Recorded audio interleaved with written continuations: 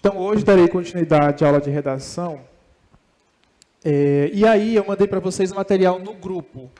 Eu pedi para que vocês imprimissem o material e trouxessem para a aula de hoje, justamente para que possamos acompanhar, para que possamos ter uma aula de modo que vocês anotem aí no material de vocês, enfim.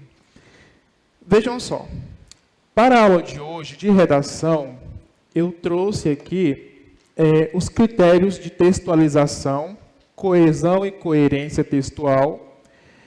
Nós iremos também estudar um pouquinho a respeito dos elementos de construção do texto. E aí nós iremos compreender melhor os pressupostos de início, de introdução, desenvolvimento, conclusão, pontuação no texto, sobretudo o uso da vírgula, né? Isso é um ponto importante. Nós iremos trabalhar aqui a questão dos critérios de correção de redação e tem uma redação no final já desenvolvida como modelo para que vocês possam seguir, para que vocês possam dar uma olhada, verificar a escrita, né? Toda a construção do texto. Vamos lá. Essa aula seria a aula do dia 13, que foi uma aula que, enfim, que eu não pude estar presente, né? E aí, nós teremos esse encontro, só esse encontro de redação, e segunda, terça e quarta eu irei trabalhar com vocês língua portuguesa. Inclusive, já mandei o material no grupo de WhatsApp. Eu peço que vocês façam a impressão do material e tragam para a aula, tá? Porque eu não irei usar slides nessas outras 3 aulas. Irei trabalhar apenas com material impresso e aqui também o quadro para exemplificar algumas situações, certo? Vamos iniciar, então, a partir do primeiro item. Quem tem aí o material, acompanha, tá? Critérios de textualização. Quando falamos da redação, nós precisamos considerar os critérios de coesão e de coerência, tá? Então, o texto ele precisa atender esses 2 pressupostos para que, no final, o todo esteja completo, ou seja, o texto, né, o global, esteja completo. Quando nós falamos de coesão, quer dizer, de coerência textual, nós estamos falando de quê? Do sentido que o texto estabelece, né, do sentido que o texto apresenta. Tá? Então, ao construir um texto, eu preciso ter uma linkagem, né, uma conexão entre as ideias, de modo que no final o todo tenha sentido, o todo apresente sentido. E quando eu falo de coesão textual, eu estou falando dos mecanismos linguísticos, né? São os conectores, são os elementos que irão unir parágrafos, períodos, as orações, enfim. São os elementos que vai unificar o texto para que no final ele tenha sentido. Então, coesão e coerência estão juntas, tá? E aí, esse conteúdo da aula de hoje, ele pode parecer assim, mas isso não é exatamente redação. Sim, é redação no seguinte sentido. Nós iremos entender os processos, os mecanismos de coesão e coerência e entender como podemos construir um texto atendendo esses 2 critérios, certo?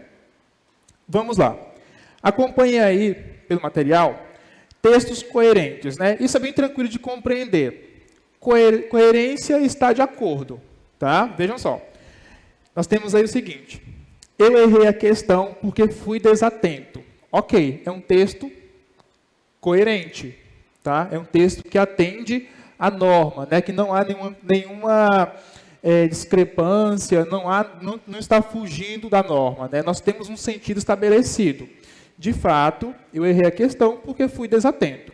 Agora, em relação à incoerência desse exemplo que eu dei, nós temos o seguinte: eu errei a questão porque fui muito atento. Como assim, né? Não tem como eu errar a questão se eu fui atento. Eu erro uma questão por ter sido desatento e não por ter sido atento, tá? Então, isso aqui é só para vocês entenderem inicialmente essa questão da coerência e da coesão, certo? Tem outros exemplos aí, de modo que vocês depois deem uma olhada com mais calma. Tem um outro exemplo no texto incoerente que diz assim: em Esparta, as crianças que nasciam mortas eram sacrificadas. Qual que é a incoerência presente aí? Nasceram mortas, né? Se elas nasceram mortas, como que elas seriam, né? Qual o processo, qual é a lógica delas serem sacrificadas? É sacrificado aquilo que está vivo, né?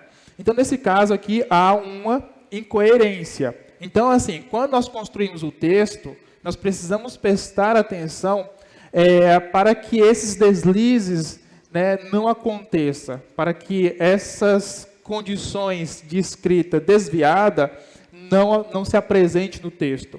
Então, a coerência ela está relacionada a esse processo de apresentar um texto com um sentido estabelecido, correto, de modo que o texto, no todo, esteja organizado, certo? E aí, quando nós falamos da coesão textual, eu já falei para vocês que a coesão textual ela vai trabalhar com a linkagem, com elementos em que se apresentam aí ideias estabelecidas, ideias conectadas, tá? E aí, agora nós iremos para os pressupostos da coesão textual. E aí nós temos 4 tipos de coesão textual. O primeiro é a coesão textual, coesão referencial anafórica, a famosa anáfora, coesão referencial catáfora, coesão recorrencial, coesão por elipse e coesão sequencial. Nós temos 3 formas de atender uma escrita clara e objetiva, certo? Vamos, então, para a coesão referencial anafórica. O nome já está dizendo. Vai retomar um elemento. O elemento referente, ele virá antes, tá? Por isso que nós temos anáfora. Anáfora antes. Coesão referencial anafórica. Exemplo. Paulo esteve aqui. Ele estava eufórico. E aí nós temos 2 elementos, né? Nós temos o sujeito, Paulo, e nós temos ele. E aí eu pergunto, ele quem? Paulo. Então eu faço o quê? Eu retomei. Né? Eu retomo, então, a situação. Quer dizer, o elemento inicial. Meu referente ele vem antes. Quando o elemento referente vem antes, eu tenho o que eu chamo de anáfora. Compreendido? Próximo exemplo. Maria é uma excelente amiga. Ela sempre me ajudou nos momentos de necessidade. Ela quem? Maria. Eu fiz o quê? Uma retomada. Quando eu faço uma retomada, eu tenho coesão referencial anafórica ou anáfora. Compreendido? Ok. Coesão referencial catafórica. A catáfora, então, vai trazer como elemento referente, o elemento referente ele virá depois. Tá? Então, nós temos aí uma projeção. Vejam só. Ele esteve aqui, o Paulo. Ele quem? O Paulo. Então, o elemento referente ele vem depois. Quando esse elemento referente vem depois, eu tenho o que eu chamo de catáfora. Então, assim, nesse sentido, nós temos essas 2 relações para a coesão textual inicialmente, né? Anáfora, elemento de retomada, o elemento referente vem antes, catáfora, nós temos uma projeção, o referente vem depois. Compreendido? Vamos avançar então. E aí nós temos a sequência, a coesão recorrencial. A coesão recorrencial ela vai recorrer a uma estrutura, tá? A repetição de uma estrutura ou a repetição de termos. Eu estou recorrendo a uma repetição de termos ou de estrutura. Vejam só. Ele chorava, chorava, chorava. Aqui nós temos o quê? Uma repetição de termos, tá? Nós temos chorava, chorava, chorava. Aqui nós temos repetição de termos. Na sequência, nós temos pão no forno, água na garrafa, fruta na geladeira. Nós temos uma repetição de quê aqui? de estrutura. E aí nós damos o nome de paralelismo. Deixa eu só colocar aqui no quadro para exemplificar a situação, para explicar esse negócio para vocês direito. Explicar esse exemplo, né? Pão no forno, água na garrafa, fruta na geladeira.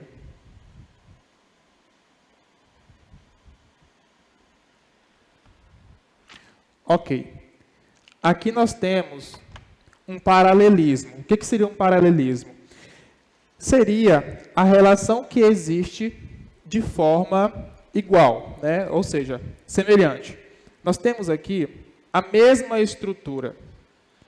Pão, substantivo, forno, substantivo, no, preposição. Água, substantivo, no, preposição. Garrafa, substantivo. Fruta, substantivo. Na, preposição. Geladeira, substantivo. Nós chamamos de paralelismo sintático. Aqui nós temos paralelismo semântico.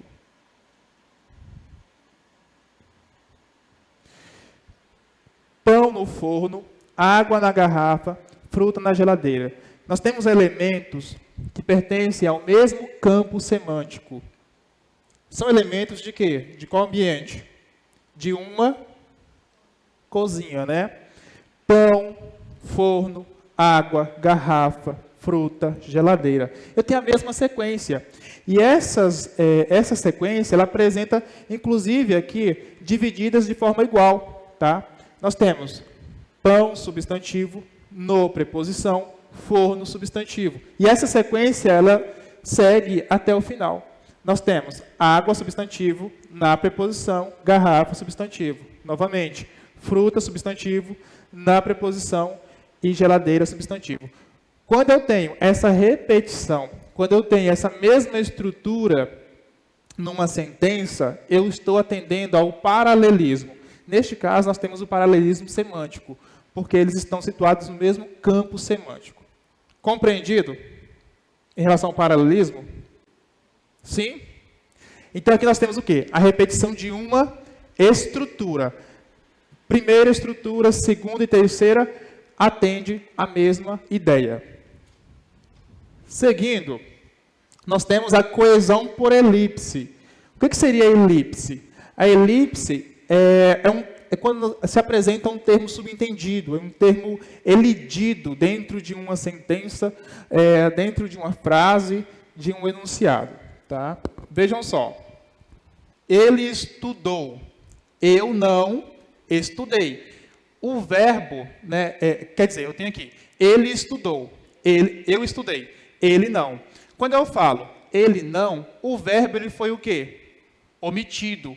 Quando o verbo foi omitido, nós chamamos então de elipse. Esse termo omitido dar indício da presença dessa figura de linguagem chamada elipse. Compreendido? Sim? Vamos lá. E aí a coesão sequencial, essa coesão sequencial, ela trabalha com a presença dos operadores argumentativos, ou simplesmente chamados de conectivos. Tá? Esses operadores argumentativos, esses conectivos, né, eles trazem uma ligação no texto, de modo que o texto ele se apresenta de forma coesa. Tá? Vejam só o exemplo que nós temos aí. Ele está estudando, logo fará boa prova. Nós temos aí o logo. Logo é um quê? É um conector o quê? Conclusivo. Tá? Está estudando. Então, ele fará boa prova. Quem estuda fará uma boa prova. Seguindo, nós temos, inicialmente estudaremos os termos da oração. Em seguida, estudaremos o período composto. Então, nós temos inicialmente e em seguida, que são elementos o quê? São elementos introdutórios. Tá? Nós temos novamente aí dois outros conectores introduzindo aí uma oração, correto? Nós temos então nesse exemplo que eu dei para vocês 3 conectores, ou seja, 3 elementos que dão indício da coesão sequencial. Tudo certo? Resumindo então, coesão referencial anafórica, nós temos o quê? Uma retomada, tá? Vai retomar o referente. Coesão referencial catafórica, o referente virá depois, portanto, nós temos o quê? Uma projeção. Coesão recorrencial vai recorrer à repetição de termos ou de estrutura, conforme apresentei para vocês 2 exemplos. E a coesão por elipse, nós teremos um termo elidido, subentendido. Este termo será o quê? Um verbo. Na coesão sequencial, nós recorreremos aos conectores, aos conectivos, presentes, então, em um texto, em um determinado trecho. Tudo certo até aqui? Ok. Agora nós vamos partir para os elementos de construção do texto. Que elementos são esses? Inicialmente, nós temos aqui no material de vocês, nós temos... Antes de aprofundar nessa questão dos elementos, deixa eu vir aqui para o quadro, porque eu coloquei outra situação aqui, né? Que inclusive faz referência à coesão referencial anafórica e coesão referencial catafórica. Eu já estava esquecendo desse detalhe. Vejam só, quando nós trabalhamos com a coesão referencial anafórica e coesão referencial catafórica, nós também nós movimentamos os pronomes demonstrativos, tá? Aqui nós temos os pronomes esse, essa, isso, que fazem o quê? Uma retomada. Portanto, eles são o quê? Anafóricos. Eu tenho este, esta e isto. Eles fazem o quê? Uma projeção. Portanto, eles são catafóricos. Catafóricos. E eu tenho aqui aquele, aquela e aquilo que está relacionado a este, esta e isto, esse, essa e isso, dentro de um contexto. Na relação da anáfora e da catáfora, nós temos esses dois. Isso aqui é só para trazer a relação e aplicação em um exemplo, de modo que vocês depois, quando verificarem uma questão, saibam relacionar o primeiro e o termo que vem primeiro e o termo que vem depois. Aqui eu tenho o seguinte exemplo. O rio Tietê é o rio mais poluído do Brasil. Esse problema deve ser solucionado não apenas por autoridades municipais, mas também estaduais e federais. Ok. Qual que é o termo em evidência aqui? Nós temos o pronome demonstrativo esse. Esse, o quê? É o problema, né? Vejam só, o rio Tietê é o rio mais poluído do Brasil. Esse problema deve ser solucionado não apenas por autoridades municipais, mas também estaduais e federais. Então, esse problema, que problema? O rio poluído, né? A poluição do rio. Então, o elemento referente vem antes, tá? Vejam só. Então, esse, essa e isso faz o quê? Uma retomada. Quando vocês estiverem escrevendo, lembrem disso, tá? Próximo exemplo. Esta situação deve ser resolvida, pois a população brasileira não quer mais lidar com a poluição. Nós temos aqui o pronome demonstrativo esta. Esta o quê? A poluição. O elemento referente vem depois. Se o elemento referente vem depois, nós temos então o esta, o este e o isto, usados então para a catáfora. Compreendido? Sim?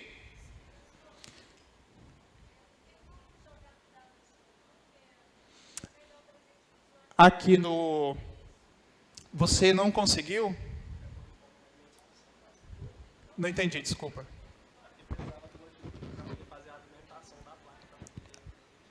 Ah, sim, entendi. Precisava do notebook. Eu tenho notebook aqui, mas eu não trouxe o cabo, mas dá para a gente segurar um tempinho aqui, eu acredito. Pode ser? Só um momento, pessoal. Deixa eu só organizar aqui.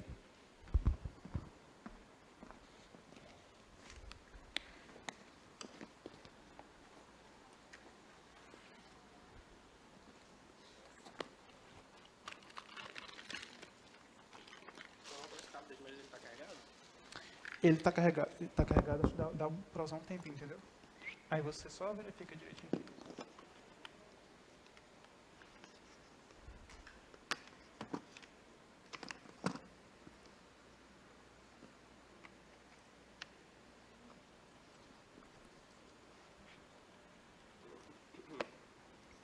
Pode subir aqui.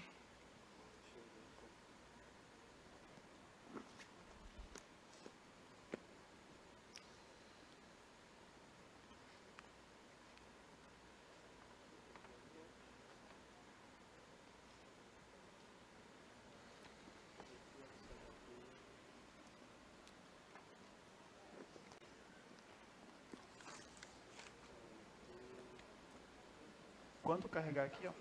Quando carregar aqui, a senha de entrada é essa aqui. Tá aqui no... Tá? Pronto, vamos continuar. Vamos esperar que o colega organize aqui. Tá, então é isso. Entender essa relação da presença dos pronomes demonstrativos, esse, essa, isso, este, esta e isto, na relação da anáfora e da catáfora, e também na produção de texto, vocês não irão usar esse, essa e isso para fazer referência a um elemento que vem depois, e sim elemento que vem antes, ok? Tem que estar bem clara essa situação para vocês. Aqui nós temos Brasil e Uruguai adotam políticas antigas diferentes. Este legaliza, aquele criminaliza. E aí nós temos o seguinte, este, que é um elemento catafórico, né, aqui no contexto, e aquele. São pronomes demonstrativos. Mas o que eu quero mostrar para vocês aqui é o seguinte, quando nós temos dois pronomes demonstrativos, para fazer relação a dois elementos que antecedem, o primeiro vai fazer relação com o mais próximo. Este estará relacionado a quê? Ao Brasil ou ao Uruguai? Eu falei mais próximo. Primeiro, no caso, né? Ao Brasil, este, o Brasil, e aquele, ao Uruguai. Tá? Será sempre assim. Às vezes, as bancas, eles colocam três pronomes, vamos supor, este, esse e aquele, como item para que vocês marquem a resposta. Se não prestar atenção, vai lá e marca.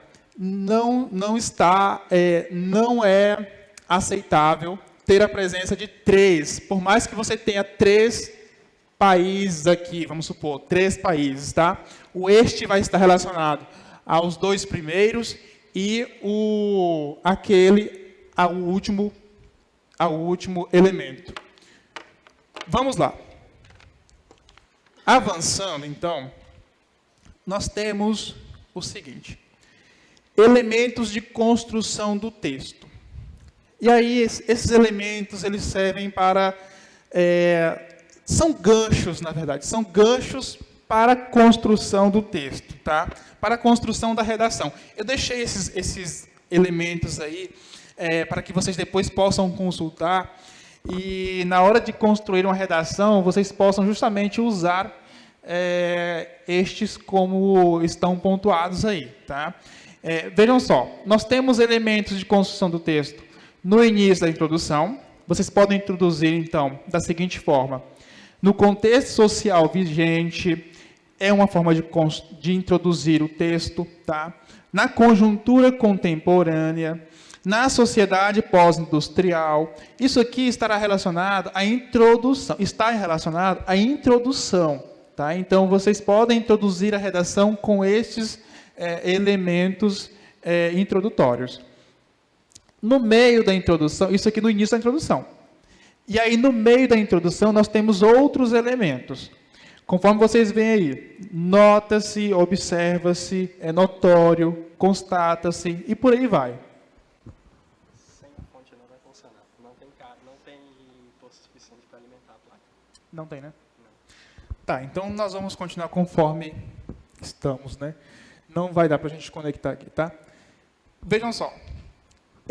E aí, na sequência, nós temos o seguinte. No início do desenvolvimento 1, nós temos o seguinte. Em primeiro plano, introduzindo o quê? Introduzindo o parágrafo. Tá? Aqui nós temos elementos em que eu posso introduzir o meu primeiro parágrafo do desenvolvimento. Porque eu tenho 2 parágrafos no desenvolvimento do texto, da redação. Eu posso introduzir dessa forma, em primeiro plano. E aí, no segundo parágrafo, eu posso trazer em segundo plano, tá? Seguindo essa sequência. Tem aí também, é primordial ressaltar que, cabe mencionar, vale ressaltar, e por aí vai, né? No meio do parágrafo, tem aí algumas indicações também de como vocês podem introduzir um período no meio de um parágrafo. No início do desenvolvimento 2, tem outros exemplos. Em decorrência disso, é preciso, porém, reconhecer, e segue a sequência de introduções aí de parágrafos, né? Parágrafos no início e no meio também, tá? Eu não vou ler esse material todo, porque não tem necessidade. Então, vocês depois irão acompanhar todo esse procedimento. Esse material foi preparado mais no sentido de auxiliar vocês no intuito de,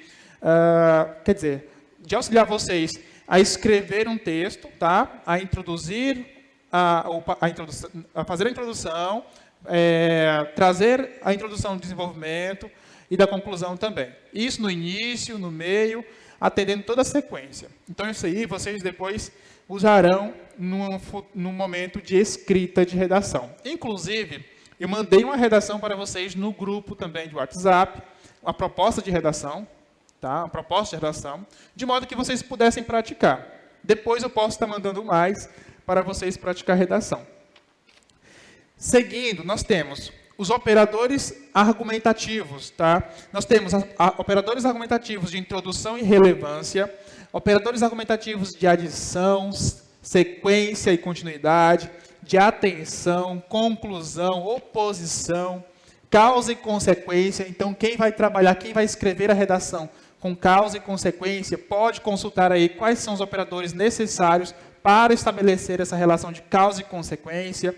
Nós temos operadores de tempo, reformulação, conformidade, vários operadores. Esse material, como eu falei, é para auxiliar. Não adianta de nada eu ficar trazendo todos eles aqui de modo que vocês nos percamos tempo da aula com a leitura. Eu só gostaria de destacar uma questão aqui, lá em finalidade e propósito. Finalidade e propósito. Nós temos o seguinte, a fim de, e aí eu só chamo a atenção e destacar o a fim de, o a fim separado e o a fim junto, né? O a fim, quando vocês forem concluir a redação, ou até mesmo trazer uma relação de finalidade no texto, vocês trarão o a fim de separado, tá? O a fim junto é o quê? Afinidade, semelhança. Então, não escrevam na redação de vocês afim junto, e sim afim separado. Voltando, lá na conclusão e resumo, nós temos destarte e dessarte. Tá? São 2 termos que causam certa confusão. Né? O primeiro, destarte, ele será usado para fazer referência àquilo que será mencionado. Tá? O destarte. Já o dessarte, ele faz referência àquilo que já foi mencionado. O primeiro, para o que será mencionado. O segundo, para o que já foi mencionado. Ok? Então, tem essa diferença também. No entanto, ambos são conclusivos, tá? Ambos são conectores conclusivos. Ok, eram esses dois pontos que eu gostaria de destacar aqui. Agora vamos para a pontuação no texto. Essa parte é muito importante e será a parte mais extensa da nossa aula, porque tem bastante coisa quando se trata de pontuação. Deixa eu apagar o quadro. Nós iremos entender o uso da vírgula, o uso dos dois pontos, das aspas, e por aí vai. Esse conteúdo, ele é um conteúdo que já contempla o cronograma do edital do concurso da Assembleia.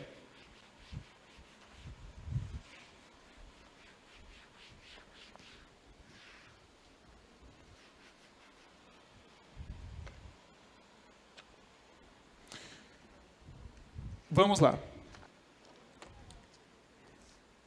Casos, nós temos alguns casos, né?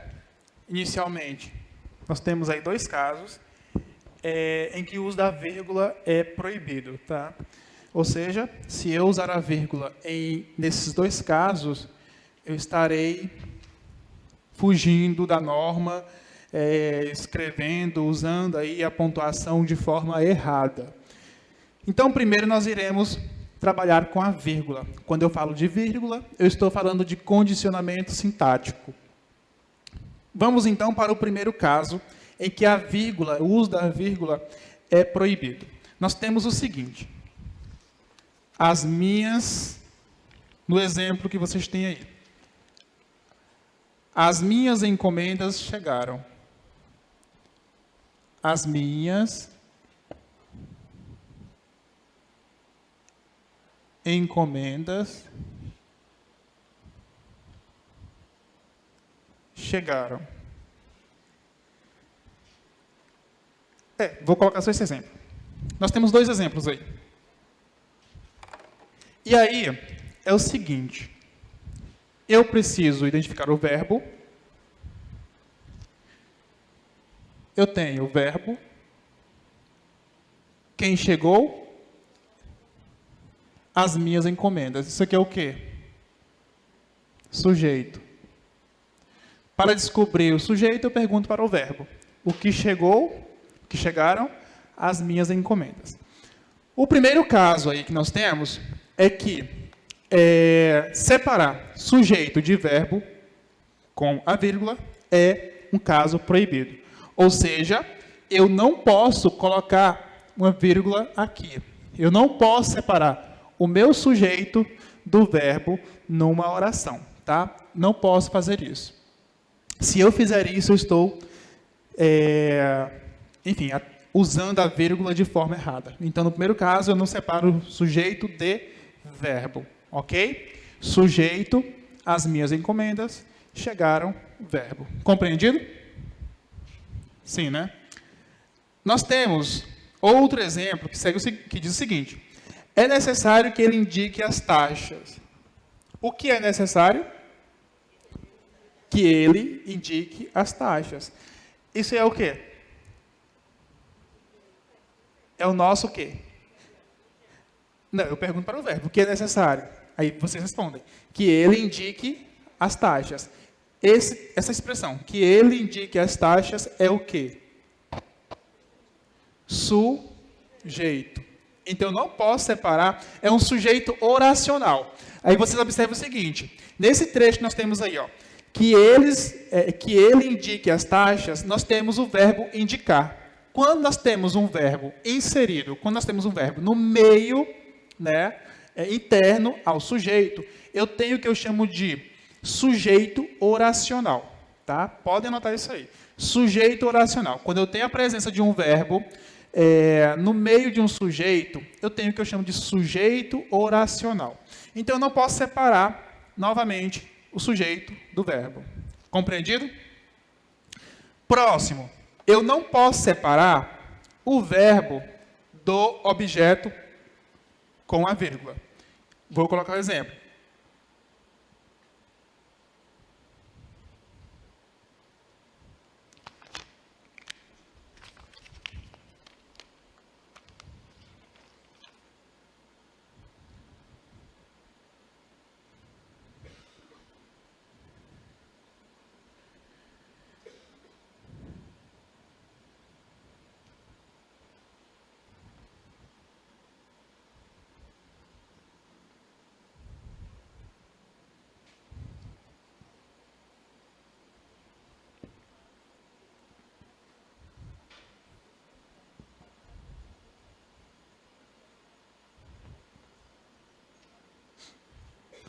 Então, no segundo exemplo, eu não separo verbo e objeto. O que é um objeto? Vocês vão me perguntar, né? Objeto é o seguinte, quando nós trabalhamos a transitividade verbal, nós temos a presença de complemento. O complemento de um verbo será o que nós chamamos de objeto. E aí nós temos o objeto direto ou objeto indireto. Ele será direto quando não tiver preposição. Ele será indireto quando tivermos, então, a preposição. Vamos lá. Objeto direto, sem preposição.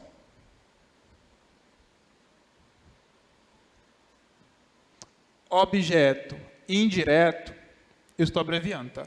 Objeto indireto com preposição.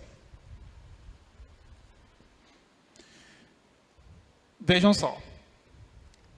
Aqui, nesses dois exemplos, então, eu não separo, eu não tenho que separar, eu não posso separar o verbo do objeto. De quais objetos? Do objeto direto ou do objeto indireto. Esses dois objetos, eu chamo eles de complementos do verbo, complementos verbais. Aqui eu tenho, os meus alunos resolveram as questões. Qual é o verbo? Resolveram. Eu tenho o verbo. Quem resolveu as questões? Os meus alunos. Os meus alunos é o quê? Sujeito. Ok. Se os meus alunos resolveram, eles resolveram alguma coisa. O que foi que eles resolveram? As questões. As questões seria o quê? O meu objeto. O meu objeto. A princípio é isso. O meu objeto. Esse verbo aqui, ele é um verbo transitivo. Quando o verbo pede um complemento, eu chamo esse verbo de verbo transitivo. Quando ele não pede complemento, eu chamo esse verbo de verbo intransitivo. Então, aqui eu tenho o verbo que pediu um complemento. Obrigatoriamente, eu teria que apresentar um complemento para este verbo. Porque se alguém resolve algo, alguém resolve algo. Então, eu preciso trazer aqui um complemento para este verbo resolver. Eu tenho as questões. Agora, eu vou ter que observar esse complemento do verbo. As questões. Eu tenho a presença de preposição, sim ou não?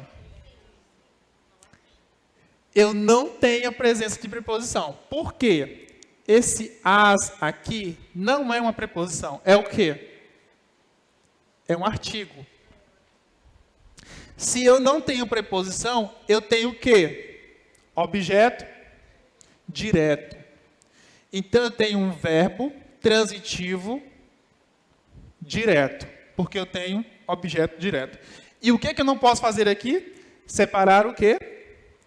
O verbo do objeto. Ou seja, eu não posso colocar aqui uma vírgula, tá? Eu não posso colocar uma vírgula aqui. Próximo exemplo. Eu preciso de orientação. Qual que é o verbo? Preciso. Verbo o quê? Transitivo. Por quê? Quem precisa, precisa de algo. Eu tenho o que aqui? Um complemento. Se eu tenho um complemento para este verbo obrigatoriamente precisa ser um verbo transitivo. Verbo transitivo pede complemento. Verbo intransitivo não pede complemento. Ok, tem o verbo aqui, esse verbo transitivo. Quem precisa de orientação? Eu. Eu quem? O sujeito, né? Sujeito simples. Agora observemos aqui o complemento do verbo precisar. Quem precisa, precisa de algo. Precisa de quê? Precisa de orientação. Tem uma presença de preposição? Qual? Isso. Eu tenho a preposição. Quando eu tenho preposição, que tipo de objeto eu tenho? Direto ou indireto? Isso. Eu tenho, então, objeto indireto. Então, este verbo será um verbo transitivo e indireto. Eu não posso separar o verbo do objeto por vírgula, com a vírgula, né? Eu não posso usar a vírgula aqui. É um caso proibido. Compreendido? Tudo bem? Essa questão dos objetos aqui, do verbo transitivo, direto, indireto, porque nós temos verbo transitivo direto, verbo transitivo indireto, verbo bitransitivo ou transitivo direto e indireto, e o verbo intransitivo. Nós iremos estudar isso aqui mais para frente nas aulas de português. Posso apagar? Posso, né? Vamos lá. Então, esses são os dois casos em que o emprego da vírgula é proibido, tá? Ou seja, no primeiro caso nós temos o seguinte: nós não podemos separar por vírgula sujeito do verbo, tá? No segundo caso, nós não podemos separar por vírgula o verbo do objeto. Se fizer isso aqui, está errado. A banca desconta a nota e, enfim. Vamos avançar agora e iremos compreender alguns casos particulares de vírgula. Esse ponto do uso da vírgula será um pouquinho mais extenso. Primeiro, nós temos o seguinte. Dentre os casos particulares da vírgula, né, do uso da vírgula, nós temos no item 1 a enumeração, que seria a coordenação, termos que possuem a mesma função sintática, ou seja, a mesma função gramatical. Nós temos aí o seguinte: pais, avós, primos, tios, vieram para a comemoração. Do material de vocês não tem vírgula, não tem pontuação, não tem nada, né? Eu deixei tudo justamente para que vocês pudessem organizar aí. Onde é que eu vou colocar a vírgula? Pais, vírgula. Isso. Vírgula. Tios, né? E aí, tios vieram para a comemoração. Então eu vou colocar as vírgulas, elas estarão o quê? Enumerando. Vamos perguntar para o verbo. Quem é o sujeito aí? Quem vieram para a comemoração? Pais, avós, pais, vírgula, avós, vírgula, tios, desculpem, primos, vírgula, tios, tá? Eu não posso separar o sujeito, eu não posso trazer esse último elemento, esse último núcleo do sujeito, de forma separada por vírgula do verbo, tá? Ele tem que estar aí organizado, né, sem a vírgula, tá? No segundo exemplo, nós temos: compraram livros, apostilas, resumos. E no terceiro exemplo nós temos: compraram livros, apostilas e códigos. Eu posso usar duas formas. No finalzinho, elementos coordenados: compraram livros, vírgula, apostilas, vírgula, resumos. Mas se eu quiser, eu posso colocar o que aí? No finalzinho. O E. Compraram livros, apostilas e resumos, tá? Tanto faz, no final eu colocar uma vírgula, deixar o último elemento coordenado aí, separado por vírgula, ou adicionar aí o conector aditivo E. Compreendido? Sim, né? Vamos avançar. E nós temos agora o chamado vocativo. O que é um vocativo? Vocativo é um chamamento. Vocativo é uma súplica, tá? Nós temos o seguinte: Jonas, chegue cedo. Onde eu colocaria a vírgula aí? Jonas, vírgula, chegue cedo. Eu estou separando por vírgula, ou seja, de forma obrigatória, tá? O vocativo do resto da oração, do resto da frase. Então, sempre que eu for trazer um vocativo, eu tenho que trazer uma vírgula para isolar, para separar o vocativo. E isso de forma obrigatória. Correto? Nós temos: estudem, meus alunos, pontuação. Qual que é o vocativo aí? O vocativo é o chamamento.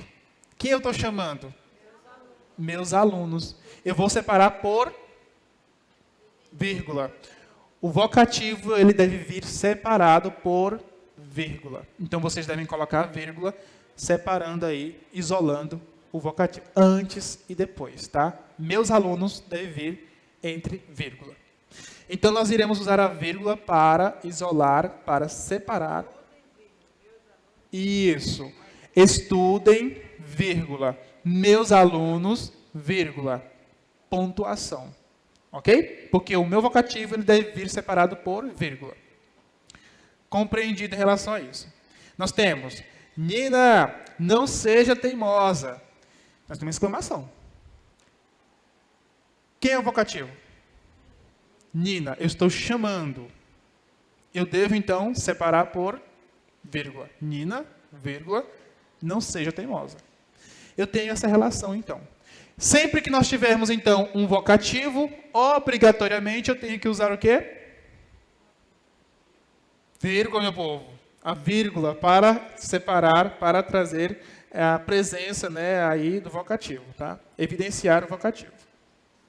Aposto explicativo.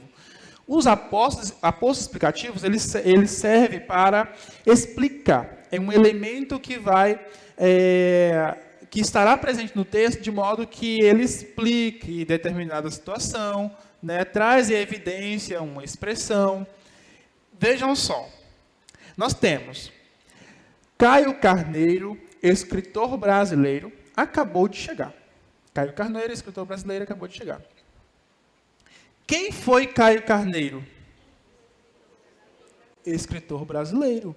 Então, eu devo separar esse aposto explicativo, porque está explicando. Está explicando quem foi Caio Carneiro. Então, eu tenho aí que separar por vírgula, tá? Eu tenho Caio Carneiro, vírgula, o escritor brasileiro, vírgula, acabou de chegar. Lembrando, neste caso, eu poderia usar vírgula, eu poderia usar travessão e eu poderia usar parênteses. Então, eu poderia isolar por vírgula, eu poderia isolar por travessão e eu poderia isolar por parêntese, tá? Quando se trata do aposto, correto? Na sequência, nós temos isso no meio. Deixa eu explicar. No meio. Né? Porque tem uma diferença aí. No meio. No final, eu vou usar apenas uma vírgula, um travessão e os parênteses. Vejamos o exemplo. Tem aí. Preciso de um item. Uma caneta. Que item seria esse? Uma caneta. Está explicando. Nesse exemplo, o aposto, ele vem onde? No início, no meio ou no final? No final. Por isso eu vou usar só uma vírgula. Ou eu poderia usar somente um travessão. Mas, para dar ênfase, então, a esse aposto, eu uso os travessões, né? Isso. E aí a sequência é... Deixa eu colocar o exemplo aqui no quadro, que aí fica mais tranquilo dos demais. Fica tranquilo para os demais acompanharem aqui o exemplo.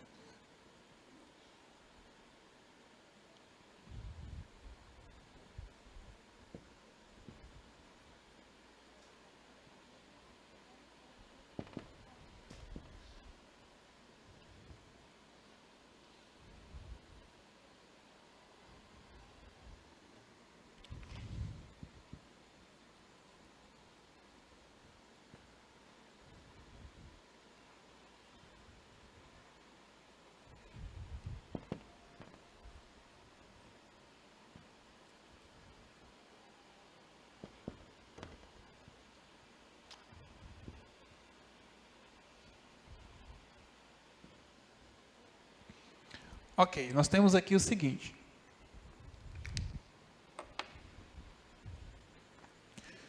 No meio eu uso as duas vírgulas, eu uso os dois travessões e eu uso os dois parênteses, né? O parênteses, no caso. Se eu usei um, eu tenho que usar o outro, obrigatoriamente. No final, eu usarei apenas uma vírgula, eu usarei um travessão e eu posso usar também os parênteses. Eu tenho aqui, preciso de um item. Que item eu preciso? Uma caneta. Eu posso usar, então, a vírgula. Desculpem, eu não coloquei. Nós temos também os dois pontos. Preciso de um item, uma caneta, que é o item que eu preciso. Isso aqui eu chamo de aposto. Tá? Eu posso usar os dois pontos, eu posso usar apenas a vírgula, eu posso usar os parênteses para dar ênfase, então, a esse aposto. Tá? No próximo exemplo, isso quando eles vierem no final, porque aqui o aposto veio no final. No próximo exemplo, eu tenho Palmas, capital do Tocantins é bonita. Eu tenho que Palmas, capital do Tocantins é bonita. Então, eu uso a vírgula para trazer essa relação local. Palmas é a capital de onde? Do Tocantins. Isso aqui é o quê? Uma explicação. Tá? Eu posso usar a vírgula, eu posso usar o travessão e eu posso usar também os parênteses. Tá? Isso para trazer essa relação do aposto explicativo. Se eu retirar o aposto, nós temos Palmas é bonita. Tá?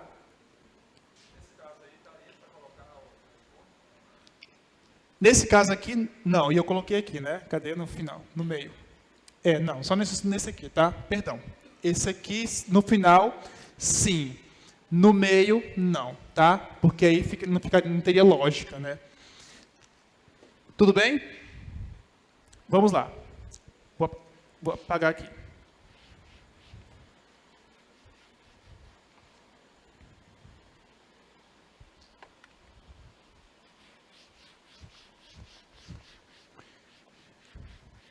O próximo item que nós temos aí, em relação ao uso da vírgula, é no que corresponde ao adjunto adverbial. Eu vou para o quadro, porque aqui nós teremos mais elementos nesse sentido aqui do texto.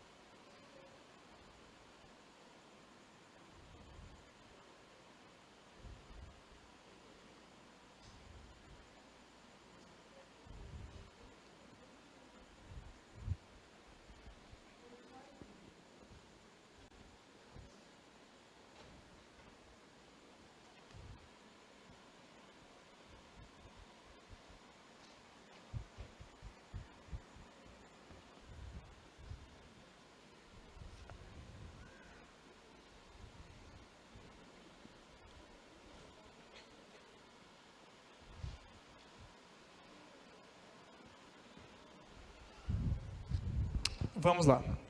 Adjunto adverbial. Vejam só. Quando nós trabalhamos com os adjuntos, nós estamos trabalhando com a relação de um nome, né? Um nome presente numa sentença, tá? Então, o adjunto adverbial geralmente será o adjunto adverbial de tempo. E aí nós temos o seguinte. No primeiro exemplo, nós temos eu estudei hoje. Qual que é o elemento que traz a relação de tempo aqui? Hoje. Eu tenho a frase aqui na ordem direta. Vejam só. Eu estudei hoje. Quem estudou hoje? Eu. Eu, sujeito. Hoje, então, seria o quê? O nosso adjunto adverbial de tempo. Ok. Eu posso colocar a vírgula aqui para isolar o adjunto adverbial de tempo? Sim, posso. E aí, quando eu faço isso, eu estudei hoje. Quando eu faço isso, essa vírgula que eu estou usando aqui é chamada de vírgula de ênfase. Tá? Vírgula de ênfase. É permitido. No entanto, não é recomendado. Tá? É permitido, mas não é recomendado. Vejam só. Eu tenho aqui uma vírgula de ênfase. A vírgula de ênfase ela é usada quando eu tenho uma ordem direta. Quando eu falo de ordem direta, eu estou falando da presença de sujeito, primeiro, mais verbo, mais complemento deste verbo, ou chamado de predicado. Complemento. Complemento do verbo. Quando eu tenho, então, sujeito, verbo e complemento, eu tenho o que eu chamo de ordem direta. Se eu tenho essa inversão, se eu tenho primeiro o verbo, depois vem o sujeito, no final o complemento, ou sei lá, vice-versa, complemento no início, verbo no meio e no final outro elemento, eu tenho a ordem inversa. A ordem o quê? Indireta, tá? E aí nós vamos trabalhar com a ordem direta para usar o quê? A vírgula de ênfase. Quando eu falo da vírgula de ênfase, estou falando de quê? Estou falando que ela pode ser usada, mas é melhor o quê? Não usar. Na redação. Melhor não usar. Tá? Mas está correto. Se usou, tudo bem. Mas é melhor não usar. Eu tenho agora aqui o seguinte. Hoje, eu estudei. Quem estudou hoje? Eu. Eu é o quê? Sujeito. Eu tenho aqui o sujeito. Tenho eu estudei, hoje eu estudei. Eu tenho aqui o adjunto adverbial de tempo. Eu devo fazer o quê? Colocar uma vírgula. Tá? Por quê? Porque está deslocado. Esse adjunto adverbial de tempo, ele está deslocado. Na ordem direta, ele vem onde? No final. Na ordem indireta, ele veio no início. Quando ele vem no início, nós podemos colocar a vírgula. Quer dizer, sim, apresentamos a vírgula aqui. A vírgula, nesse caso, ela será facultativa ou obrigatória? Ela é facultativa. Quando o adjunto adverbial for curto, a vírgula ela é facultativa. Se é facultativa, você tem a opção de colocar ou não, tá? Então, enfim, é um detalhe, né? Você tem a opção de colocar ou não. Então, a vírgula ela é facultativa quando o adjunto adverbial de tempo for curto, tá? Quando ele for curto e ele vir o quê? Deslocado. Veio deslocado, porque na ordem direta ele deveria estar aqui. Ele veio para o início. Compreendido essa parte? Ok. Nós temos ainda o seguinte. Eu hoje estudei. Vejam só. Nós tivemos uma mudança de modo que o adjunto adverbial de tempo está, nesse momento, no meio. Eu estudei hoje. Eu, vírgula, hoje, vírgula, estudei. E nesse caso, é obrigatório ou facultativo? Se eu deixar isso aqui sem vírgula, eu hoje estudei, está correto? Está estranho? E eu colocando a vírgula então, eu hoje estudei, está correto? Sim. Então, neste caso aqui, nós podemos usar a vírgula. Nós devemos usar a vírgula, tá? Para, de fato, isolar, para, de fato, evidenciar o adjunto adverbial de tempo. Ele está no meio. No início, nós temos o sujeito e aqui nós temos o verbo. Ok. Deslocado. Adjunto adverbial de tempo deslocado. No entanto, agora nós vamos trabalhar com ele sendo longo. Ele sendo longo, então, deslocado, a vírgula era o quê? Obrigatória. Nós temos, eles ficaram incomodados durante a apresentação do filho. Quem ficou incomodado? Eles é o quê? Sujeito. Eles ficaram incomodados durante a apresentação do filho. Onde é que eu colocaria uma vírgula aqui?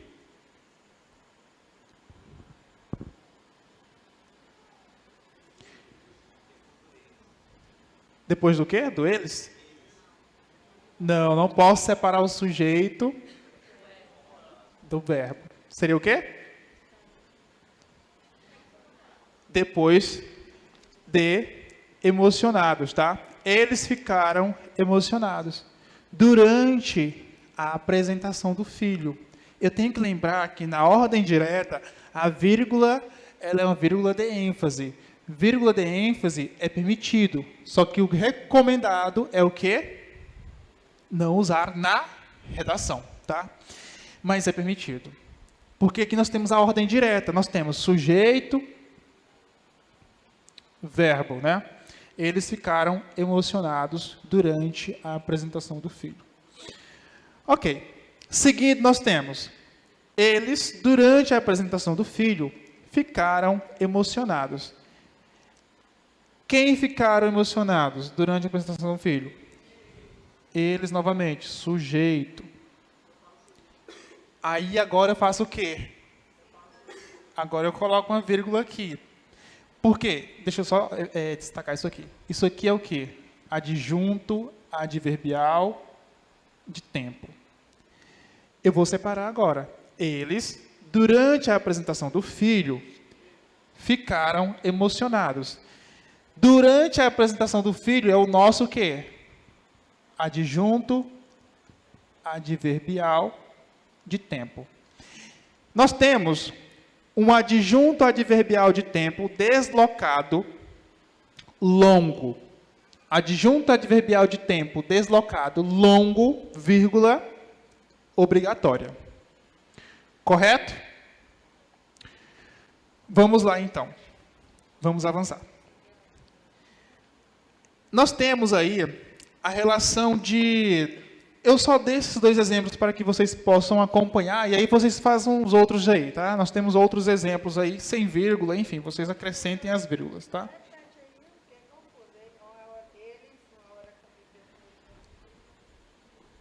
Nesse último exemplo, né? Eles, vírgula, durante a apresentação do filho, vírgula, ficaram emocionados. E aí, a expressão durante a apresentação do filho é o nosso adjunto adverbial de tempo. Lembrando que nós estamos trabalhando com adjunto adverbial de tempo deslocado longo, tá? Neste caso, longo, vírgula, obrigatório. Vejam só, A vírgula, então, para fazer referência a local e datas. Nós temos aí, Palmas, 28 de junho de 2023. Onde eu acrescentaria aí uma vírgula? Palmas, vírgula, para fazer essa relação de local, de lugar e data, né? Lugar e data. Palmas, lugar e 28 de junho, data. Vírgula, então, para separar local de data. Ok? Verbo implícito. Precisa apagar novamente. Não vai precisar, não. Vamos aqui.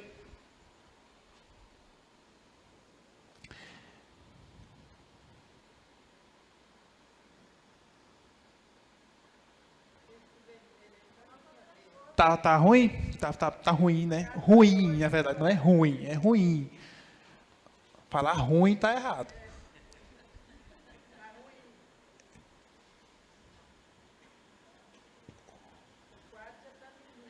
Professor de português falando ruim é difícil, hein? Aí não dá, né?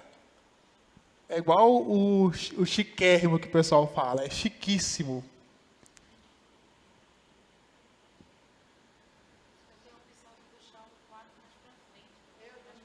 É por conta isso.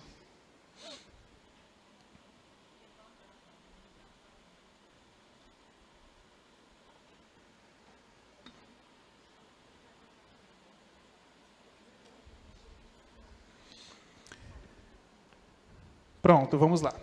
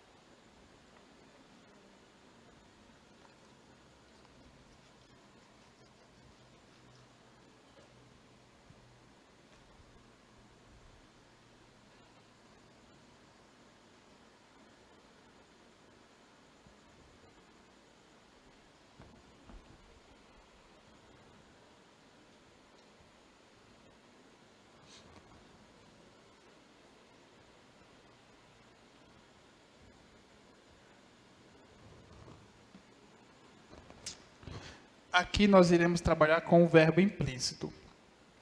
Vejam só. Nós temos dois exemplos. Nós temos o zeugma e a elipse. Quando nós estamos trabalhando com o verbo elidido, ou seja, o verbo subentendido, o verbo implícito, né? A presença do verbo implícito, presença não, ausência, né? Mas nós notamos esse verbo, tá? Aqui nós temos o seguinte. Na mesa, muitos materiais. Deixa eu ver se eu coloquei esse exemplo correto. Isso. Na mesa, muitos materiais. O que nós temos na mesa, né? A questão aqui é o seguinte, não é nem o que nós temos na mesa. É que aqui, nesse exemplo, há a ausência, né? Há a omissão de um verbo, tá? De um verbo. Quando nós temos a omissão de um verbo, nós podemos chamar então de elipse ou zeugma. A elipse ocorrerá quando este verbo ainda não foi citado. Quando este verbo ainda não foi citado, nós teremos uma elipse. Quando este verbo já foi citado, nós teremos um zeugma. Ok. Na mesa, o quê? Na mesa há muitos materiais. Existem muitos materiais. Eu tenho o que aqui? Eu tenho o que eu chamo de quê? Elipse. Porque o verbo né, haver, ele está o quê? Ele foi elidido. Ele está omisso. Quando eu tenho a presença, quando eu tenho o verbo, então, que ainda não foi mencionado, presente numa oração, presente num exemplo, numa frase, eu tenho o que eu chamo de elipse. Na mesa, há muitos materiais. Eu coloco o que aqui?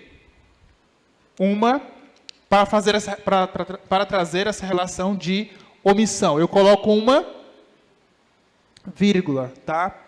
Sempre que eu tiver a ausência de um verbo, trazendo essa relação de omissão, eu uso então uma vírgula. Essa vírgula, para dar ênfase a essa omissão, eu chamo essa vírgula de vírgula vicária. É uma vírgula vicária. E ela é obrigatória nesse contexto aqui, tá? Então nós temos o quê? Nós temos o verbo a para trazer uma relação aqui completa, né? Na mesa há muitos materiais. Nesse exemplo, o verbo ele foi o quê? Foi omisso. Agora o próximo exemplo. Paulo comprou o carro, eu a moto. Já sabemos que teremos que o quê? Que inserir uma vírgula para trazer uma relação contextual. Paulo comprou o carro, vírgula, eu a moto. Eu o quê? Eu comprei. Eu comprei a moto. O verbo, ele está omisso. Quando o verbo é omisso, mas ele já apareceu, eu tenho o que eu chamo de zeugma. Vejam só, o verbo aqui já apareceu. Paulo comprou o carro, eu a moto. Eu o quê? Eu comprei. Eu comprei. Eu tenho um zeugma. E aqui eu tenho uma elipse. Então é o seguinte, no caso da omissão, a elipse faz referência a um termo que ainda não foi citado. E o zeugma a um termo que já foi citado. Nestes dois exemplos fica bem claro. Compreendido? Sim? Amém, gente. Bora lá. Seguindo, nós temos o seguinte. Nós temos aí expressões explicativas e corretivas.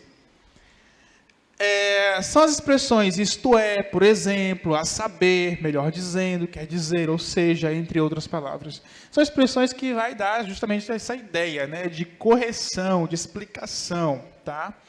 Veja um exemplo aí. Estuda o uso da vírgula, ou seja, a pontuação. Essa expressão, ou seja, eu devo colocar ela entre vírgula, tá? Porque é uma expressão corretiva, sim.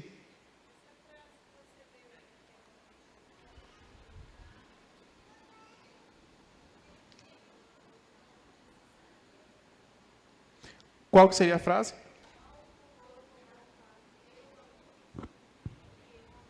Ah, sim. Nesse caso, a vírgula seria obrigatória, tá? E eu, a moto. Paulo comprou o carro. Ah, tá, perdão. Faltou o E. Só faltou o E, tá? E eu, a moto.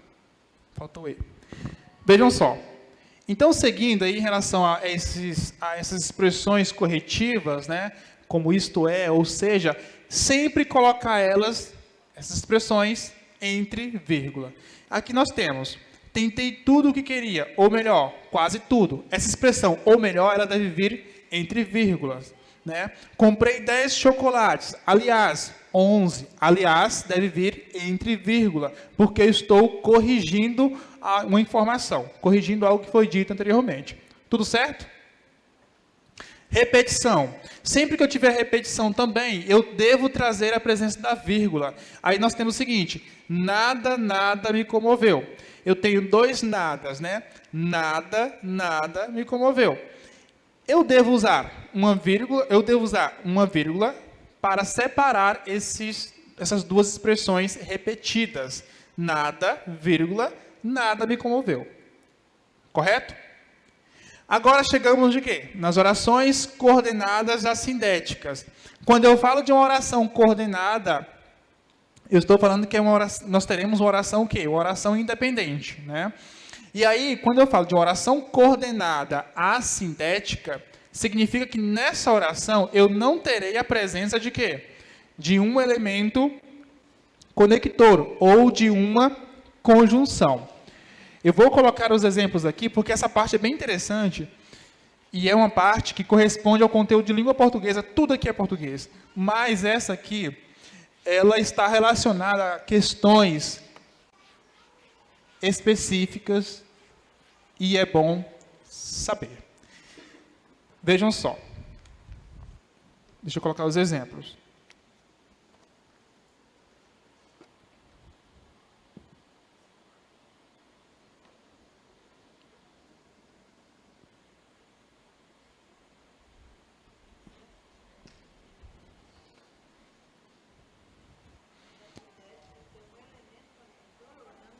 As orações coordenadas assindética não tem conector, não tem conjunção, tá?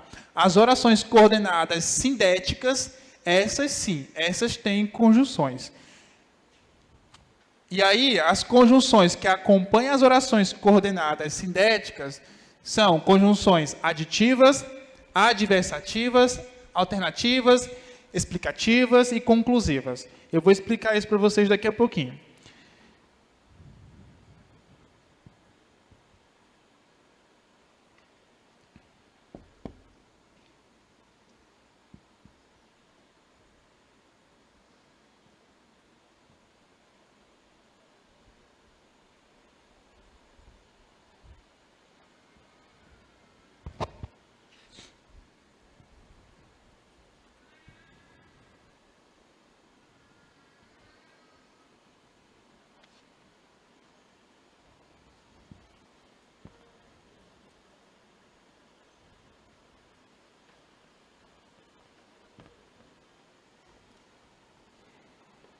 Ok.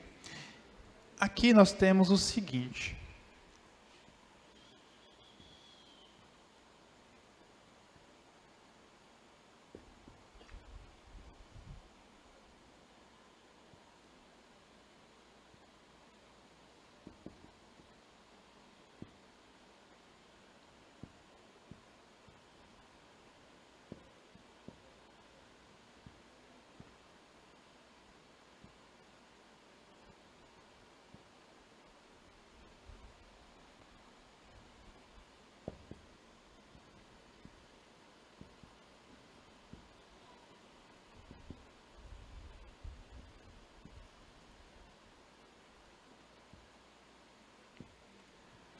Certo, então nós usaremos a vírgula aqui,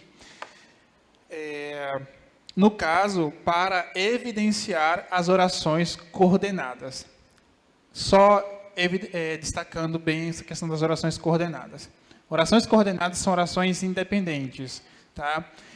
Nós temos as orações coordenadas assindética e orações coordenadas sindéticas. Orações coordenadas assindéticas não tem a presença de conector, não tem conjunção. As sindéticas, sim, sindéticas têm conector. Quais conectores? Quais conjunções? Aqui, conjunções alternativas, tá? Por exemplo, ou, né? Ou você faz isso, ou, quer dizer, ou você estuda, ou você não será aprovado. Um exemplo, tá? Conjunções aditivas, e aí nós temos o e, o nem, o mas também, né? Ou também fui ao supermercado e ao shopping. Alguma coisa assim. Eu uso o quê? Eu tenho aí a presença do e, que é um elemento aditivo, tá? Que é um conector aditivo. Nós temos a presença das conjunções adversativas, o mas, porém. Por exemplo, estou com fome, mas não irei jantar. Eu usei um conector adversativo. Explicativos, o que, por quê, né? Nós temos o seguinte, ele foi para a escola porque tinha que estudar. Então, estou usando o porquê para trazer uma explicação do porquê ele ir para a escola. Conclusiva, ou ideia de conclusão. Logo, né? E aí eu posso trazer, por exemplo, eu estudo, logo serei aprovado. Então, eu estou concluindo.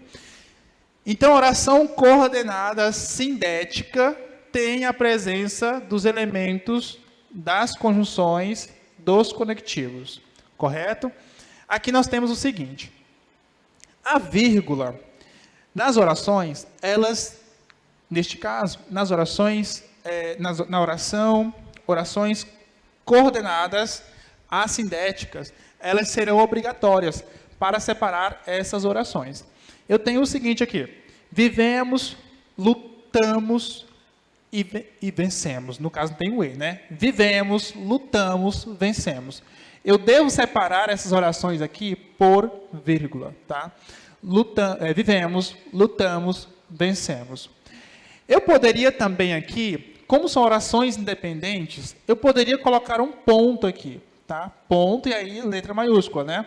Ponto e letra maiúscula. Mas como nós estamos tratando de vírgula, o que cabe aqui no momento é a vírgula. Então aqui eu tenho o quê? Uma oração coordenada assindética. Aqui eu tenho uma outra oração coordenada assindética. E aqui também eu tenho outra oração coordenada assindética. Eu poderia dizer, se eu colocar aqui o e, esta oração já não será mais oração coordenada assindética. Será o quê? Uma oração coordenada sindética, porque nós teremos a presença do e, né? Que é um adversativo, quer dizer, que é um aditivo, né? Uma conjunção aditiva.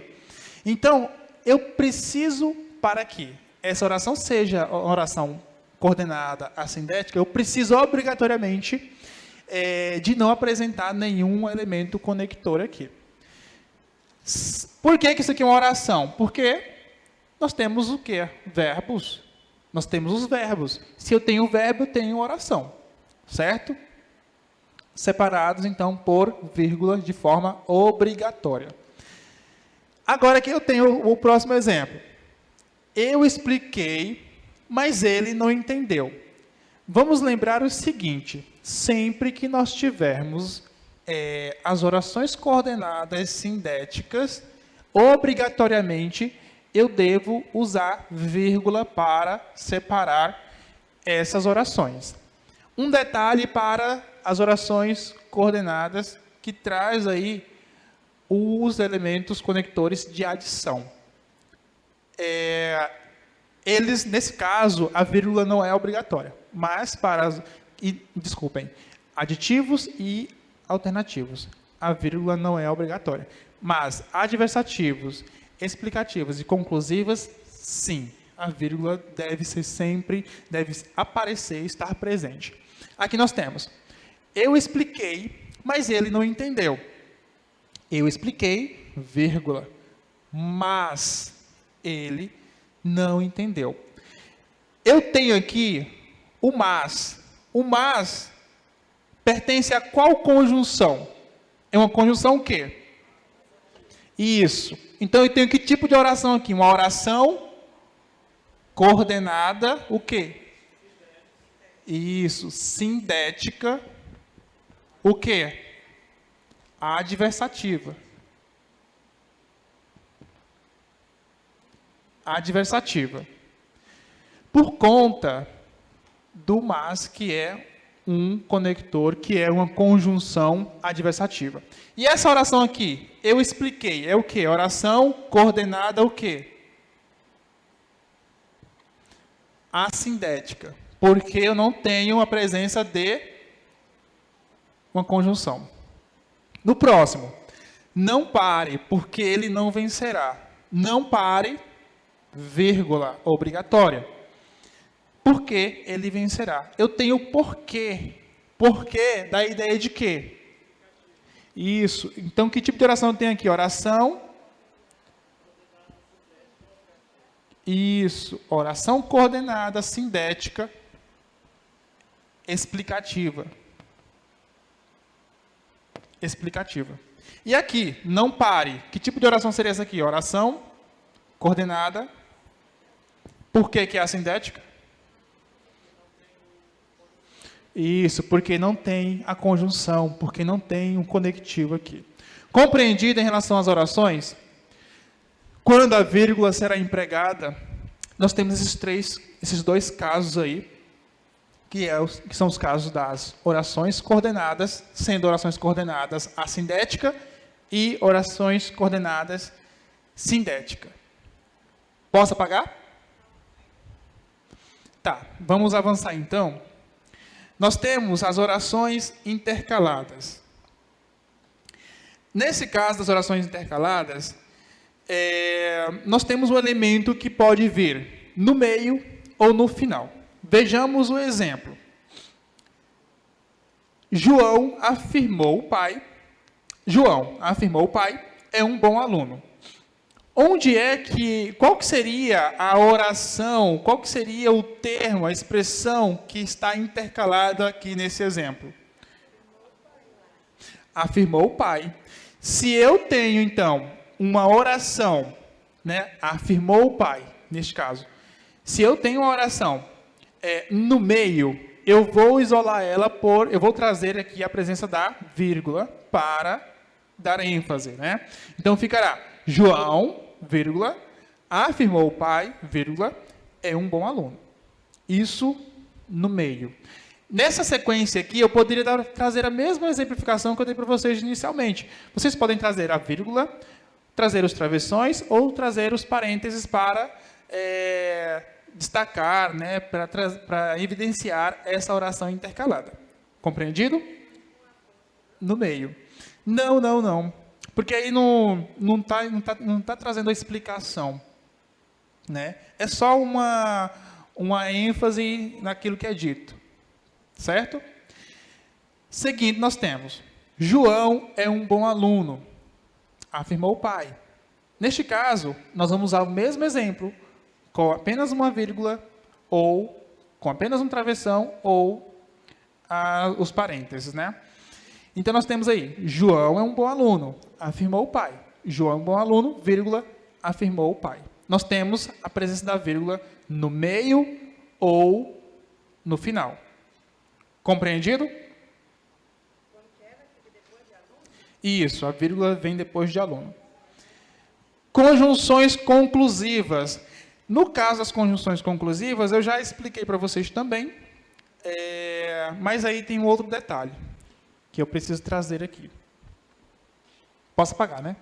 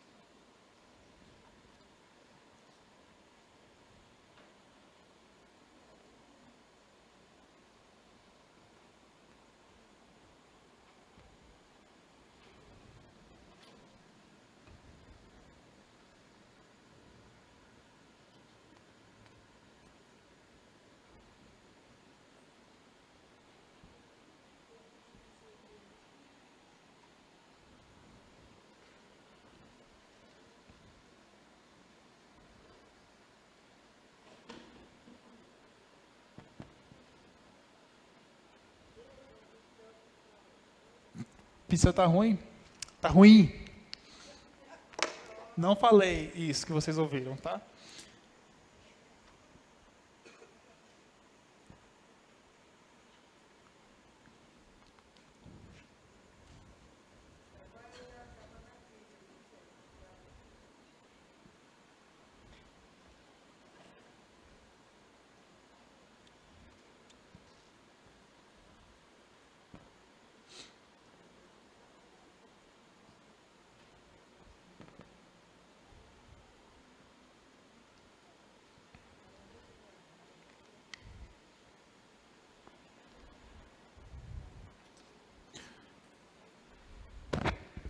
Ok, vamos seguindo aqui então. Nós temos o seguinte. Aqui para o caso da vírgula sendo empregada para as conjunções conclusivas, né? E aí nós temos algumas conjunções. Logo, portanto, por conseguinte, então, assim, por isso. Nós temos. Ela ganhou um carro, porém não dirige. Certo? Quem ganhou um carro? Ela. Ela, sujeito. Verbo, ela ganhou o quê? Um carro. Aqui nós temos o nosso complemento do verbo. Nós temos duas orações, né? Eu devo obrigatoriamente separar essas duas orações com a vírgula, trazendo aí a vírgula. Ela ganhou um carro, porém não dirige. Aqui eu tenho o quê? A ordem direta. Quer dizer, nessa primeira frase aqui, nessa primeira oração. Ordem direta. No próximo nós temos, então, a vírgula obrigatória. No próximo, ela ganhou um carro, não dirige, porém. Aqui nós temos o seguinte, ela ganhou um carro. Nós temos o conector, a conjunção deslocada, tá? Ela está no final, né? Porque ela não está no início da oração. Nós temos duas orações aqui, ó. Ela ganhou um carro, ganhou verbo e dirige, dirigir, né? Outro verbo. Então nós temos o seguinte, duas orações. É o que separa aqui. Essa vírgula, ela será empregada de forma obrigatória. Quer dizer, nós não acrescentaremos aqui, não colocaremos aqui uma vírgula, e sim um ponto e vírgula, né? Ela ganhou um carro, ponto e vírgula. Não dirige, vírgula, porém. Agora aqui, a vírgula, ela será o quê? Também será no caso, né? Porque no primeiro foi obrigatória. Aqui ela também será obrigatória. Para justamente evidenciar o conector adversativo que vem deslocado. Ele vem no final. Eu tenho o seguinte no próximo. Ela ganhou um carro. Ponto. Porém, não dirige. Aqui, essa vírgula, ela será obrigatória ou facultativa? O que vocês acham? Facultativa. Então, eu posso acrescentar a vírgula ou não, tá? É isso. Aqui nós temos uma ordem direta, aqui nós temos empregando a vírgula de forma obrigatória, aqui também, e aqui ela é facultativa. Vamos seguindo. Nós temos aí as orações coordenadas sindéticas aditivas. Exemplo. Ela estuda e trabalha. Eu poderia colocar uma vírgula antes desse e trabalha? Deixa eu só colocar aqui no quadro uma representação.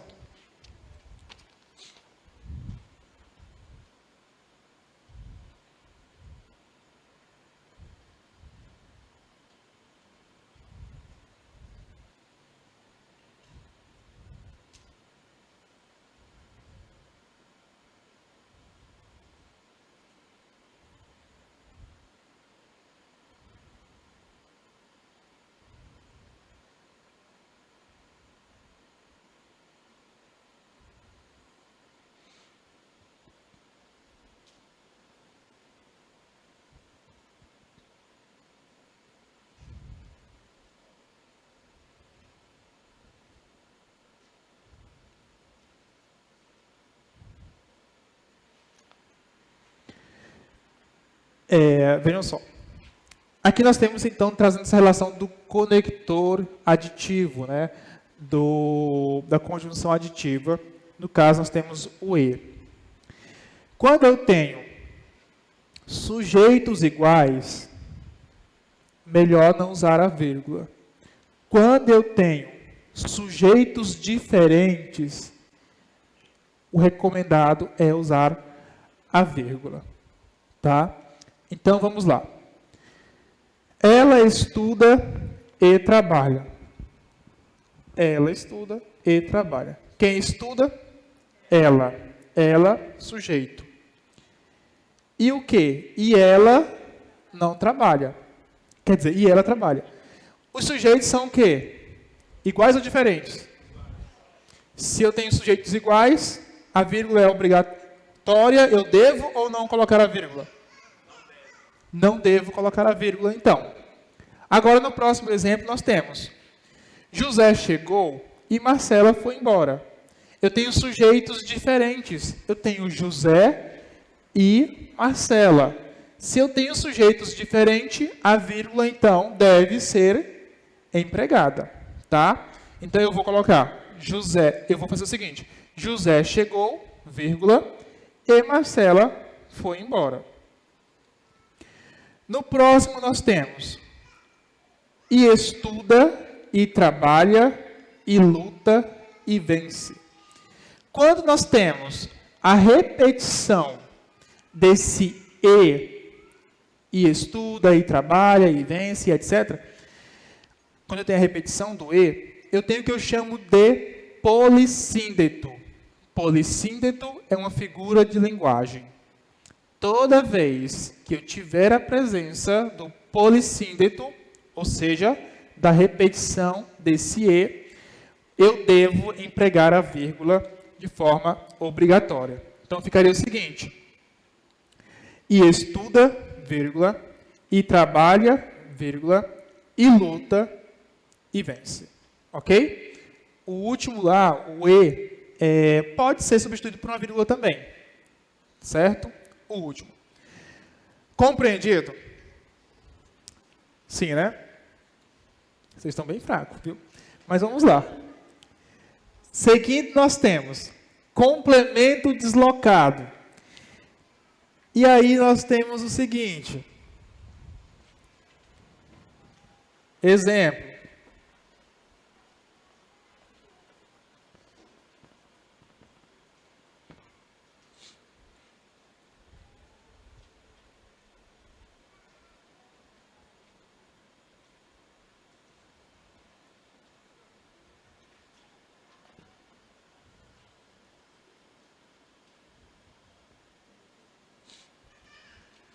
Vejam só.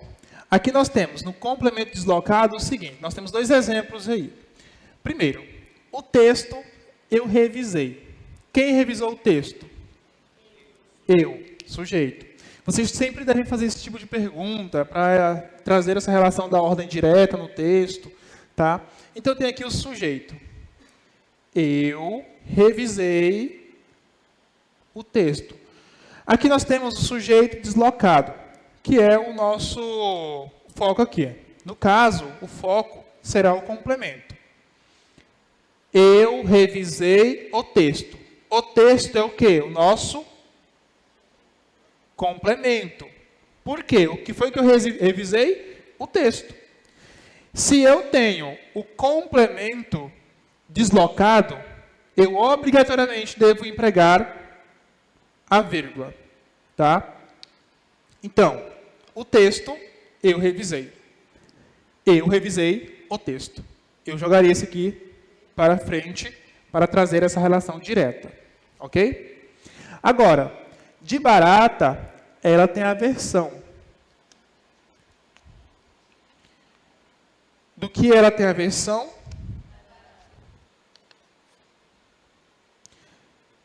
De barata.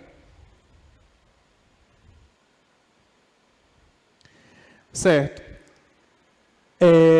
De barata seria o nosso o quê? O nosso complemento nominal. porque isso aqui é um nome. Tá? Então, ela tem a versão de barata. Novamente, eu devo trazer o quê? A vírgula para destacar aí esse complemento que foi deslocado. Correto? Isso. Tudo bem? Sim. Vocês não falaram, mas eu falei. Então, vamos lá.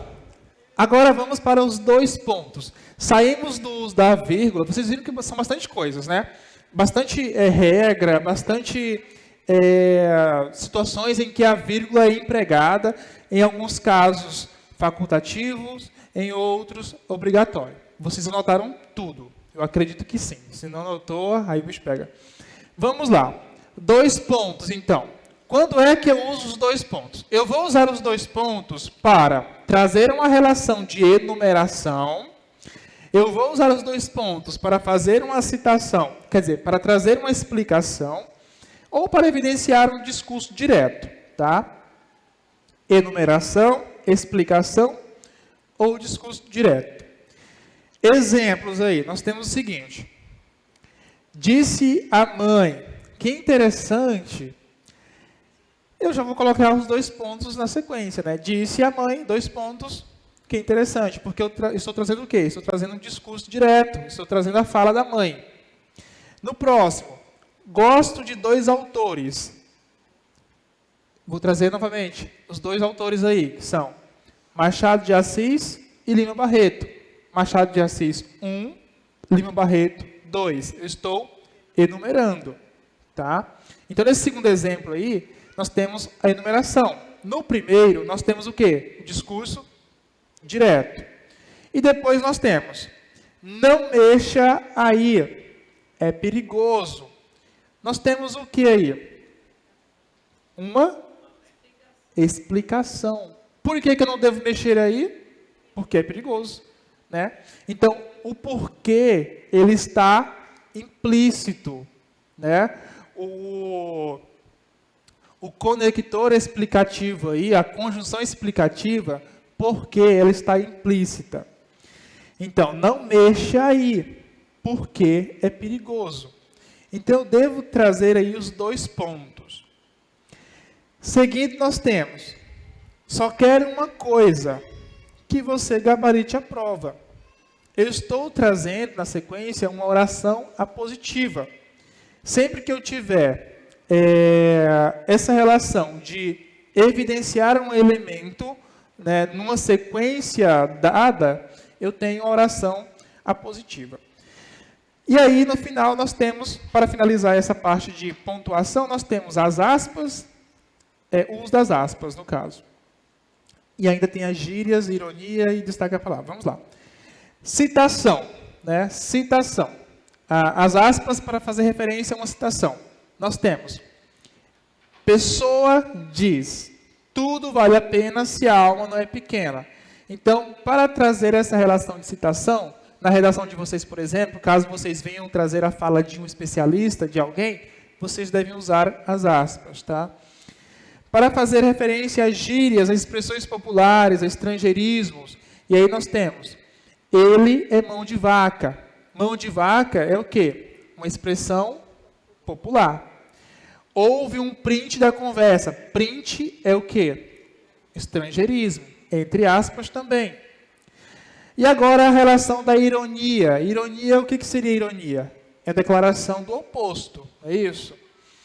Então nós temos o seguinte, a depender do contexto, isso aqui é ironia, tá? Que ideia excelente. Isso, ironia é declaração do oposto. Que ideia excelente. Então, dependendo do contexto, aqui nós temos a presença da ironia, tá? Dependendo do contexto. Talvez vocês não vejam ironia aqui, mas isso vai depender do momento, da situação. Destaque a palavra, ou seja, você quer destacar uma palavra, então você pode usar as aspas também. Não sei como fazer isso. Nós temos aí como, entre aspas, né? Finalizamos essa questão da pontuação. Agora, iremos para os critérios de correção da redação. A aula termina 9h30, né? correto. 9,5. Vejam só. Aqui nós temos a estrutura textual, né, os critérios de correção da redação da banca FGV. Vamos analisar esse procedimento avaliativo para que vocês tenham noção do que a banca quer que você demonstre, o que ela quer que você faça e, se você fizer errado, como que ela vai cobrar isso, né? Primeiro, nós temos a avaliação a partir de duas dimensões. Parte 1, que seria a estrutura global, e parte 2, que seria a correção gramatical. Quando nós falamos da estrutura global, nós estamos falando do tema, de como o tema foi abordado, e nós estamos falando da progressão textual. O que seria essa relação do tema? Aqui eles trazem uma explicação específica para aquilo que eles irão avaliar. Em relação à abordagem do tema, a banca cobra aí, vai atribuir, no caso, 12 pontos. Para a progressão textual, também 12 pontos.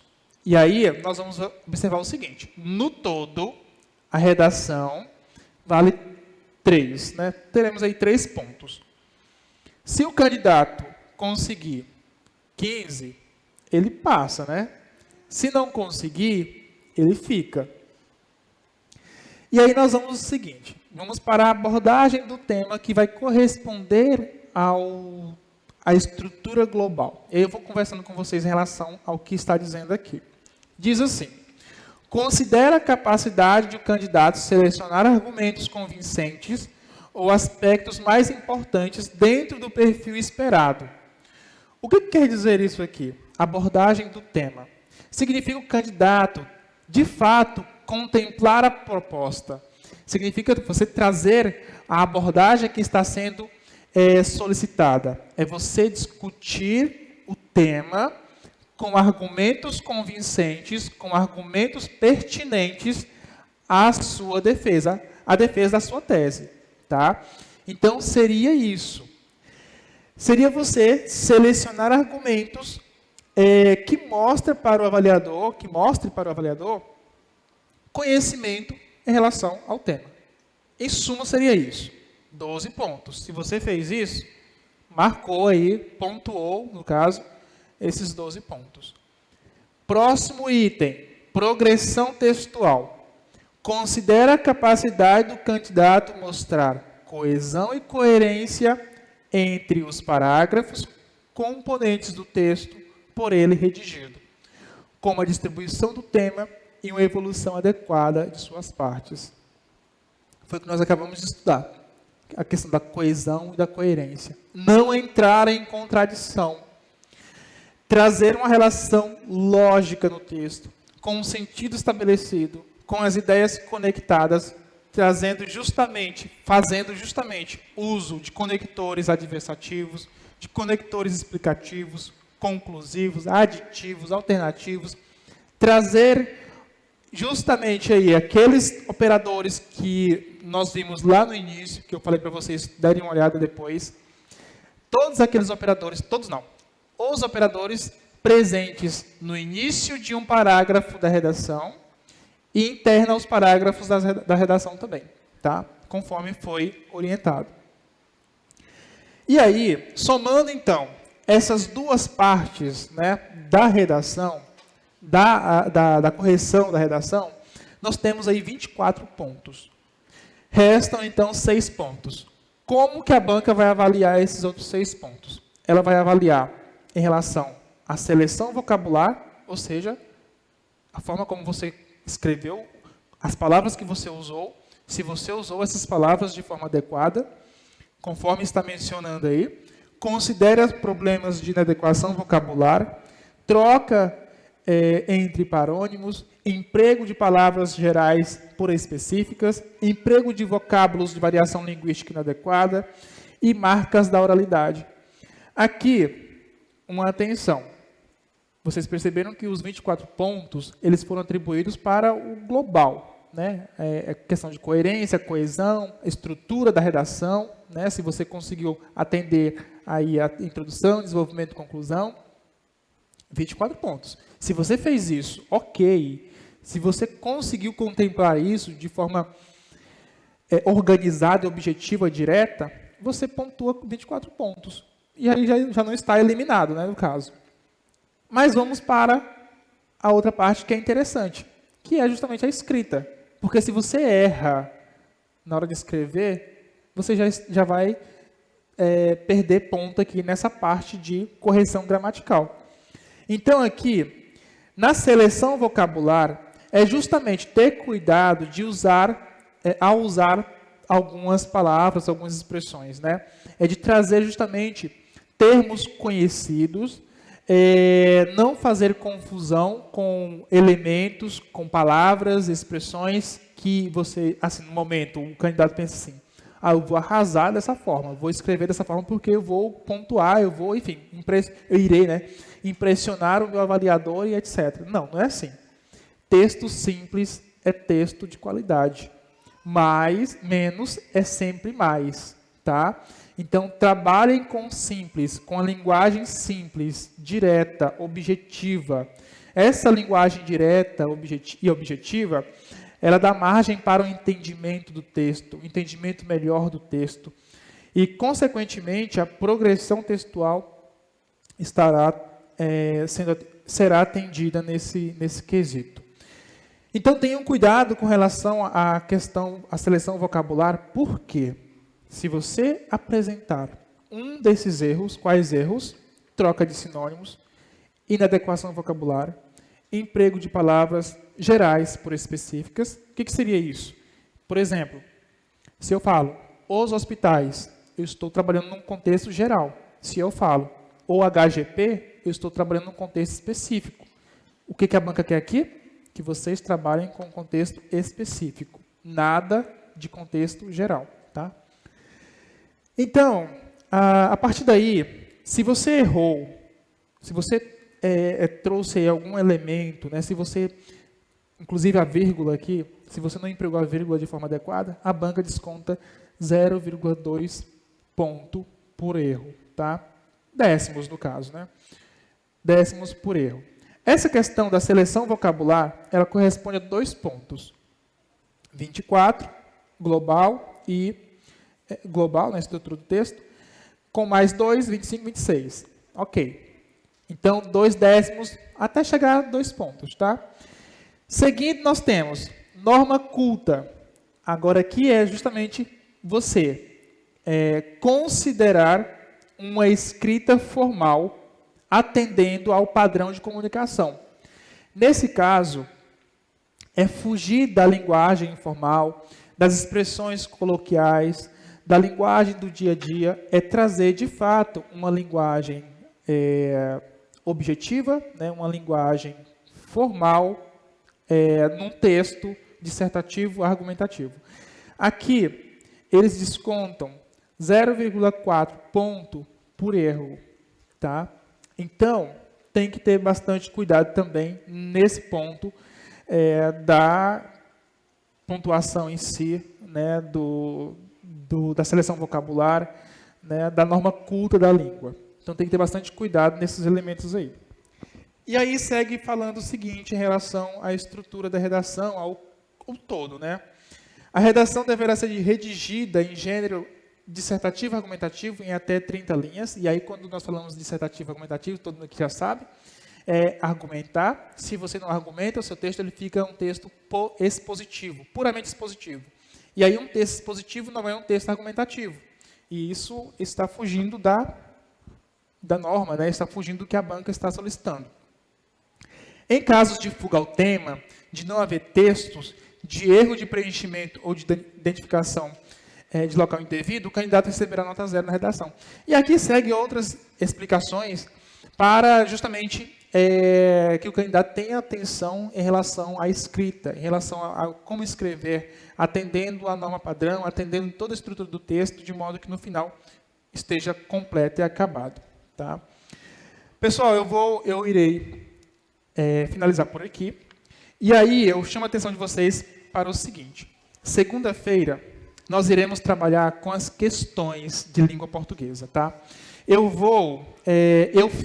montei o material justamente prezando por aquilo que a banca FGV, eu estou focado na banca FGV, acredito que a maioria aqui também, vamos mirar o alvo, né? Vamos tentar alcançar o máximo para que a gente chegue pelo menos no mediano, né? Mas todo mundo aqui vai conseguir o objetivo que é ser aprovado no concurso ideal, que vocês estão buscando, seja a FGV ou outra banca. Mas nós vamos trabalhar com questões da FGV. No material que eu mandei para vocês, tem 50 questões só da FGV, vários conteúdos esmiuçados. A banca FGV tem uma forma específica de cobrar questões, então aquelas questões e aqueles conteúdos elaborados ali, planejados, eles estão de acordo com o pressuposto da banca, como a banca cobra, tá? Não é bem objetiva, ela é meio, ela é sacana com os candidatos, vamos dizer assim, né? Porque é o seguinte, é considerada uma das bancas mais difíceis que tem. Então, nada é difícil para quem estuda. Resolvam as questões, pratique as questões bastante, tá? E é isso, resolver questão, resolver questão, resolver questão. Se vocês precisarem do material da FGV, eu tenho uma pasta no computador só com provas e gabaritos da FGV. Quem precisar depois, me peça lá no WhatsApp, não sei, em algum lugar vocês me encontram, no grupo, eu acredito. E aí eu mandarei para vocês todo o material, vocês fazem a impressão das provas, vão resolvendo, tem os gabaritos também, tá? Vai praticando. Resolvam questões, porque isso ajuda vocês a conhecer a banca, conhecer a forma como a banca cobra as questões, e enfim, tá? É isso, encontro vocês segunda, terça e quarta de semana que vem com material preparado. Boa noite para vocês. Até mais.